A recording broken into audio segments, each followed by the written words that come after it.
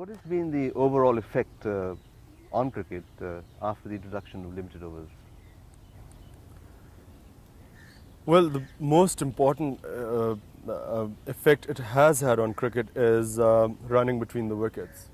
I mean, I've seen the change come right in front of me. When in 1971 I first came into international cricket, one never saw the sort of running in between the wickets that's subsequently taken place, and that's only because of one-day cricket, where you actually drop the ball and you run. The other thing is fielding. The vast improvement in fielding has just been incredible. All you have to do is see some of the old cassettes of teams playing in the 50s and 40s, and you just notice the difference, the improvement in fielding standards. And then, of course, in batting improvisation, I never used to remember batsmen ever stepping down and hitting you over extra cover or moving inside, and playing you down the leg side. I mean, all this we have to thank one-day cricket, because it actually made batsmen try and take chances. And then bowlers at the same time have tightened up much more. The Yorker has been perfected to much greater extent, and you realize how to counter when a batsman is trying to move away from his wickets, where you try and bowl and so on. I mean, it has actually added a lot in that sense to one-day cricket, but basically it's defensive stuff as far as the bowlers are concerned, because you don't try and take wickets. For batsmen, it's to improvise when a certain field is set, a defensive field is set, then how to break through.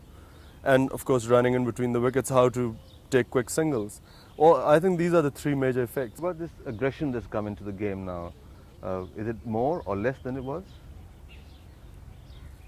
Aggression, I think, actually came in Test cricket. It's not due to one-day matches. I mean, I think we have to thank Ian Chappell's 1975 Australians, who actually brought the aggression into the game.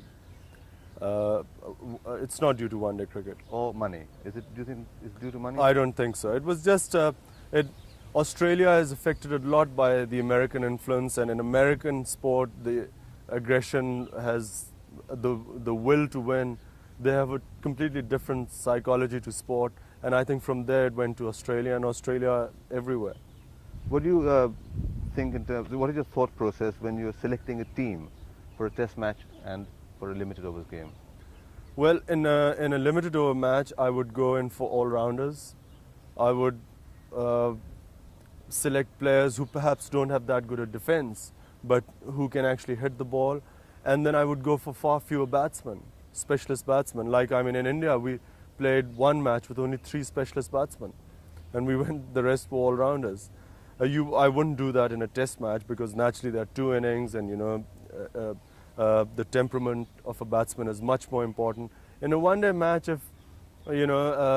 because it's limited overs, you know that if your first 4 batsmen won't do much, the 5th or 6th batsman will not really be able to do much more than say someone who's a big hitter or the tail enders. So I take much more risks in one-day cricket, and also I change the batting order much more, which one does not in Test matches that frequently. Anyway, thank you, Imran, for talking with us. Yeah.